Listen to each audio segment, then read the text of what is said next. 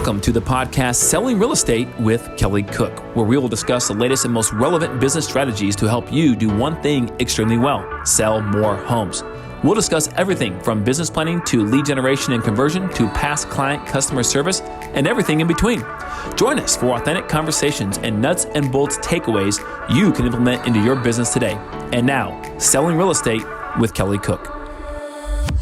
Hello, everybody. Welcome back to another episode of Selling Real Estate with Kelly Cook. And Kelly, of course, is with us today. And Kelly, real quick, give us if you have any quotes that you've heard recently that kind of spoke to you, or some little message before we get into our podcast today, but just some little message that you've heard recently that kind of stuck with you. Is there anything you can think of off the top of your head? Yeah, there is a couple. I'm blanking on a couple, but there's one that always, like, it's pretty much always there in my head, because it should be, and it should be like in all realtors' heads. And that is, you have to make peace with the daily repetitious boredom until you can attach it to the outcome of success. And I've heard you say that one before. So I can testify that is something that you have mentioned before and that you kind of try to live by, right? That's when it gets really boring and you're like, why am I doing this? I'd rather be doing something else. That's kind of the quote that pops into your head, I'm sure. 100%. Because it's so true, right? If you think about it and you study people who are very successful in whatever career they're in, whatever, and you actually had a chance to go granular with it, you would realize that what they do, at least for a good portion of the day, maybe not the entire day, is kind of boring. But that the boredom and the repetition and the consistency is what makes them very successful in that profession, whatever it is. And it can go beyond just professional as well. I mean, you can apply that same mantra to, a fitness plan or to, saving, whatever it is. You can apply it to so many different things. So, okay, it's a great one. Say it one more time for us so that it sticks in everybody's head. All right, you have to make peace with the daily repetitious boredom until you can attach it to the outcome of success. Yeah, then that kind of flips the switch in your brain once you see that success. So fantastic. Well, today we are going to get into something that might, be boring for some people. I don't know, but something that's happening a lot right now across the country, and Kelly mentioned especially in Phoenix, but I think that we're kind of seeing this all over the place because listings are sitting a little bit longer. The market is not as hot as it was, a couple of years ago. We know this. But right now there's a lot of canceled and expired listings going on, and we want to talk about how you can see that as an opportunity to step in and scoop up some of those listings. So Kelly, let's get into it. We've talked about strategies for this before, but let's kind of go over some new ways that you can capitalize on it. Yeah, definitely. Let's do that, because like you said, we had talked about this before, and this is not going to be a podcast about, you just make some cold calls to those people, which, by the way, still works. Okay, but we're not going to talk about that here today, because that definitely does work. I know it does because we have an agent or two on our team that do it, and it works. They are booking appointments, and then when they go to compete for that listing, there are other agents doing the same thing, and you find out how they got in that front door, that living room of that seller. They made a call too, so it works. Okay, but we're not going to talk about that. Everyone, we have past episodes on that, and that one's a little more self-explanatory. But the strategy we'll talk today is about specifically targeting those canceled and expired listings. Now, on the luxury side specifically. So luxury across America is defined differently at different price points. Okay. And then we have the definition of what is luxury. Well, we know luxury is not necessarily a price point. It's an experience. State of mind, how you make someone feel, right? So we have all that too as well. But this is specifically picking a price point and being above that price point, seeing how many canceled or expireds are in your area you work at those price points, and then going after them in a very unique way.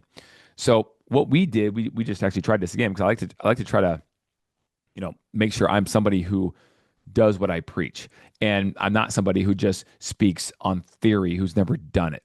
I don't like to be that kind of coach or that kind of mentor. So Right here is proof of a system that we did. Here's a box. You can see if you're watching this on YouTube, a box that we did that is a luxury mailer brochure. So here's how this one works if you want to do this. Um, what you do is you design, obviously you design a box like this, looks pretty nice and is, has personalized logo on it and any other text that you want. And then when someone opens it up nice and neat like this, it's kind of cool because you have a pamphlet in there, and then behind the pamphlet, you have a pretty cool video mailer. Okay, so you have this pamphlet, and the pamphlet is proof of success. So if you're going to send someone something that's of noteworthiness, right? Then you definitely want to have some proof of success. Now, do you have to do a pamphlet like this that talks about your team, that talks about your past sales in basically the price point that their price is their home, is priced in? That would be a good idea because you have proof of concept of properties you've sold like theirs. People want to do or do business with people that have done the thing before, right?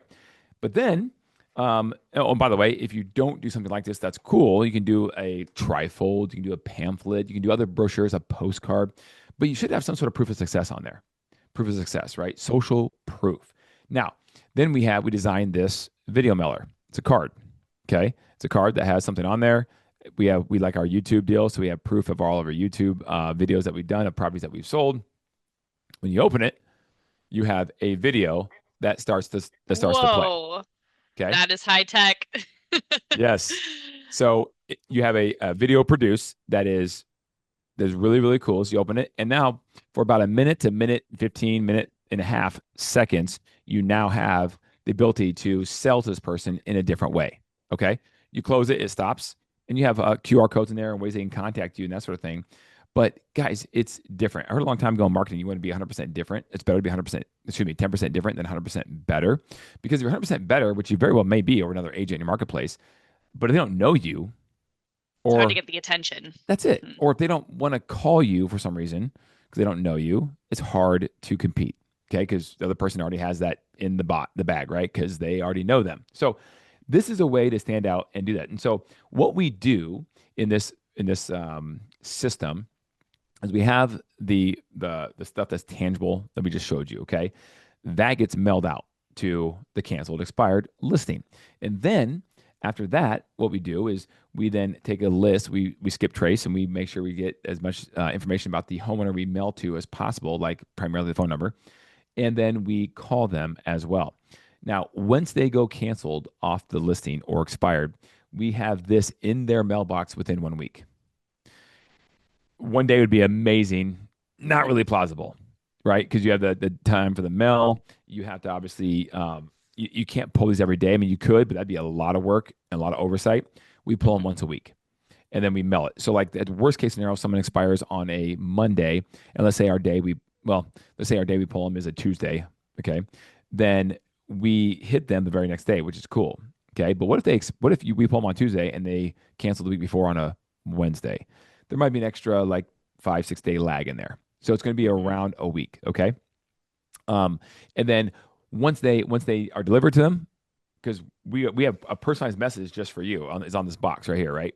So you can see that. So this is for someone who is canceled expired, and you'd be surprised so far at the amount of people that are very impressed by this. Okay, very impressed. Now we just started this a little while ago, and can I tell you that we've had like 6 closings all over $2 million for this? No, because that'd be a lie. We don't. Mm-hmm. Okay. But we have had some reach out, some calls, and some very productive conversations with people that are considering listing their house this season in Arizona. Now in Arizona and Phoenix, right? The season's coming up here. I joke all the time, right? In Phoenix, there's 2 seasons, not 4. Hot, 4 months, and awesomeness. Okay. So we're heading to that season of awesomeness coming up. And so that's when people with luxury homes typically are thinking about selling if they're going to do so, because that's when the buyers are in town, that sort of thing, right? So we'll see how that works and plays out, because these cards also have a lot of shelf life as well. People typically aren't going to just toss them right into the trash can. Yeah, they're too cool for that. Yeah, exactly. So I wanted to share this with you today, guys, because there's different ways to skin a cat, and I guess I can report back to you guys in terms of how it's working. I probably won't have a really good feel for that until probably towards the end of the season, April next year or something like that. But I'm hopeful. I'm hopeful that we are able to list some properties And again, because we are standing out, we are different. And again, what we did in Arizona, we you can do $1 million plus, you can do $1.5 million plus. General rule of thumb for most luxury divisions of brokerages across America, they're starting around $750 or $750,000 on the price point plus. Okay, so we're choosing to go a little higher than that because that's just what we're choosing to do because there's enough homes actually above like a million and a half to where Yeah. there's plenty to mail that are expiring and canceling every single day almost. Okay, Mhm. so what are your thoughts on this? I love it. I love the package itself. If that's all you do is send a package and, with a pamphlet, like Kelly said, or some other cool item of value, I think the video thing I've never seen anything like that, to be honest. So, I said high tech. I know that there's you know, things that are probably way more technologically advanced than that, but I've never actually seen anything quite like that. So I think that that is a huge attention getter. So if there's anything, even if it's not kind of the video like Kelly's doing, but if there is something that's like, whoa, I've never seen anything like this, go with that, right? Because that's going to be something that at least grabs their attention, makes you memorable. And then Kelly, I guess specifically, these are going out to higher price points. Obviously, I'm sure the packages themselves aren't cheap, right? Is there a Mm-hmm. different, so I know we're talking about luxury now, but if you're looking at a lower price point, would you still recommend sending something out maybe at a lower cost per mailing? But would you still recommend sending something like this out, or would you say just reserve it for kind of those higher price point homes, in your Yeah, opinion? yeah, no, I would, and what I would do is I would take that piece that's a lot less costly per Like the piece. pamphlet or something. Yeah, Yeah. that's right. And I would first of all make sure you design it well, and have proof of concept. And there are some reviews from clients, a link they can go, or a QR code they can scan to get to your review page in Google or Zillow, that sort of thing. And I would definitely do that, but I would do that in an area that you really like to work, or maybe you're a little more well known in. Hmm. Like your farm area if you have one, or your neighborhood. People see you driving around, walking the dog, whatever that kind of thing. Your kids go to school. That's what I really do. Now, you could use that same kind of campaign with a smaller piece that's priced less, for the whole city. But again, that's gonna be expensive. That's still gonna Hmm. add up pretty quick, even if your piece is $2, right, for the folder and the pamphlet, whatever that you're mailing plus postage. This one far more expensive than that per piece. But Hmm. again, we are targeted. We Hmm. are It's targeted. strategically done. And so Correct. that's kind of the thing there. Don't just arbitrarily send these out to every, a canceled listing comes in or whatever, and you send these out. Have a specific target market or a plan going into it so that you can make the most out of the marketing dollars you're spending, right? Because at the Yeah, end of the day, 100%. that's what it is. Yeah. Exactly, because a lot of agents out there are really good at their job, but no one knows that you are. And you have to have a plan, a strategy to get in front of the right clients that will love your style, will love you for who you are. And unfortunately, the person with the loudest blowhorn typically works, typically is the most successful.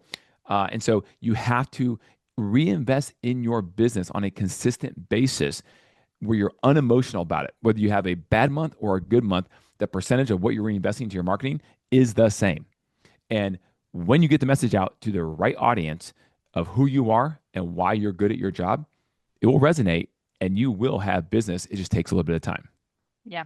A little bit of time and time investment, money investment, all of that. But kind of going back to a little bit back to the quote we started off with today. Now, this might not be super boring putting these packages together or kind of having a strategy, but you kind of have to have that same mindset of doing the same thing and then attach it to the results, right? Just being consistent really is kind of what it comes down to. So okay. Well, Kelly, we're excited to hear your reports back on this, maybe in a couple of months on how this strategy is working for you, or if you've made any tweaks, as you kind of learn more from it. But if anybody has any questions about this strategy or any other real estate topic we've talked about, where can they reach you? Yeah, Instagram. Give me a follow there at Kelly Cook Homes. Would love to connect with you there if at all possible. All right. And we will see you all next week for another episode. Bye, Kelly. See you, Elizabeth.